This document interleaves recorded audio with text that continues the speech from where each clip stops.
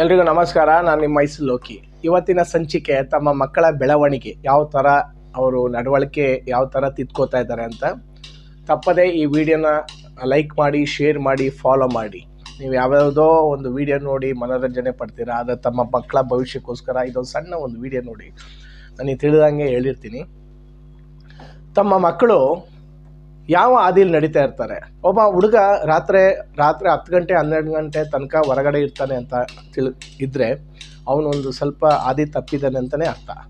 ದಯವಿಟ್ಟು ಇದಕ್ಕೆ ಕಡಿವಾಣ ಹಾಕಿ ಅವರ ಆಗುಹೋಗುಗಳನ್ನೆಲ್ಲ ಈಡೇರಿಸಿ, ಆದರೆ ಅವರ ಕೆಟ್ಟ ಕೆಲಸಗಳಿಗೆ ದಯವಿಟ್ಟು ಸಪೋರ್ಟ್ ಮಾಡಬೇಡಿ. ನಾನು ನೋಡಿದಾಗೆ ತುಂಬ ದೂರದಿಂದ ಹಳ್ಳಿಗಳ ಕಡೆಯಿಂದ ಬಂದು ಸಿಟಿಯಲ್ಲಿ ಮನೆ ಮಾಡಿ ಕೂಲಿ ಕೆಲಸ ಮಾಡಿಕೊಂಡು ತಮ್ಮ ಮಕ್ಕಳನ್ನು ಓದಿಸ್ತಾ ಇರ್ತೀರ. ಅವರ ಎಷ್ಟೋ ಕಷ್ಟಪಡ್ತಾ ಇರ್ತೀರ, ಆದರೆ ಅವರು ಒಂದು ಕೆಟ್ಟ ಹಾದಿ ಹಿಡಿದ್ರೆ ಅವರ ಜೀವನ ನಾಶ ಆಗ್ತದೆ. ಇದ್ರ ಬಗ್ಗೆ ಒಂದು ಸ್ವಲ್ಪ ಕೇರ್ ತಗೊಳ್ಳಿ. ದಯವಿಟ್ಟು ಈ ವಿಡಿಯೋನ ಎಲ್ಲರಿಗೂ ಶೇರ್ ಮಾಡಿ. ತಮ್ಮ ಮಕ್ಕಳ ಬಗ್ಗೆ ನಿಗಾ ಇಡಿ.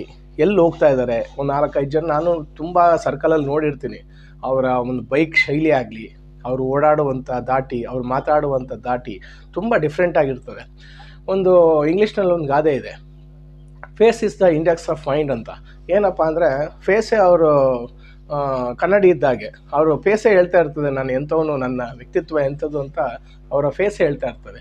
ದಯವಿಟ್ಟು ಇದರ ಬಗ್ಗೆ ಜಾಗೃತರಾಗಿರಿ. ತಮ್ಮ ಮಕ್ಕಳ ಬೆಳವಣಿಗೆಗೆ ಸಹಕರಿಸಿ ಮತ್ತು ಕೆಟ್ಟ ಕೆಲಸಗಳಿಗೆ ಸಪೋರ್ಟ್ ಮಾಡಬೇಡಿ ಅಂತ ಹೇಳ್ತಾ, ಈ ಸಣ್ಣ ಒಂದು ವಿಡಿಯೋ, ಒಂದು ಸಂದೇಶವನ್ನು ಎಲ್ಲರಿಗೂ ತಿಳಿಸ್ಬೇಕೋಸ್ಕರ ನಾನು ಈ ವಿಡಿಯೋ ಮಾಡ್ತಾಯಿದ್ದೀನಿ. ದಯವಿಟ್ಟು ನನ್ನೆಲ್ಲ ಫಾಲೋವರ್ಸ್ಗೂ ಮತ್ತು ನನ್ನ ವ್ಯೂವರ್ಸ್ಗೆ ಇದೊಂದು ವಿಚಾರವನ್ನು ಹೇಳೋಕ್ಕೆ ನಾನು ಭಾಳ ದಿನದಿಂದ ಟ್ರೈ ಮಾಡ್ತಿದ್ದೆ.